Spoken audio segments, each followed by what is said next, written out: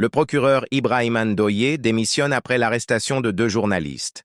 Selon des sources concordantes, le procureur de la République, Ibrahima Ndoye, aurait présenté sa démission à la suite de l'arrestation controversée des journalistes Maïmouna Ndour et Babacar Fall de la radio Futurs Médias, RFM.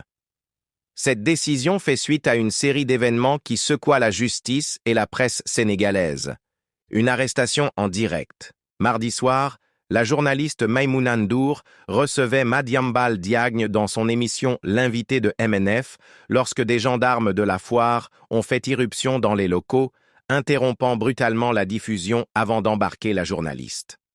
Le lendemain, le journaliste Babacar Fall de la RFM a lui aussi invité Madiambal Diagne. À la fin de son émission, il a été arrêté avec ses techniciens et placé en garde à vue. Une opération sans l'accord du procureur.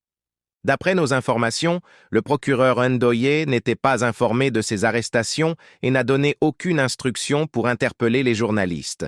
L'initiative viendrait du ministre de l'Intérieur, Bamba Cissé, qui aurait orchestré toute l'opération.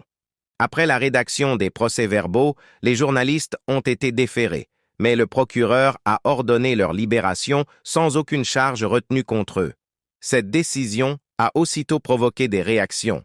Certains journalistes proches du parti PASTEF ont affirmé que Babacar Fall aurait été libéré pour raisons médicales, une information formellement démentie par des sources proches du parquet.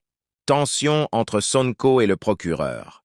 Suite à cette libération, le Premier ministre Ousmane Sonko aurait exprimé sa colère contre le procureur, lui demandant de s'expliquer sur cette décision. Le ton serait rapidement monté entre les deux hommes. Face à la pression et aux critiques, Ibrahima Ndoye aurait décidé de remettre sa démission, estimant que son indépendance et son autorité avaient été bafouées. Une affaire qui secoue la République. Cette démission, si elle est confirmée, constituerait un tournant majeur dans les relations entre l'exécutif et le pouvoir judiciaire. Elle intervient dans un contexte tendu marqué par des arrestations de journalistes et un climat de défiance croissant entre les institutions. Nous suivons l'évolution de la situation et vous tiendrons informés dans les prochaines heures.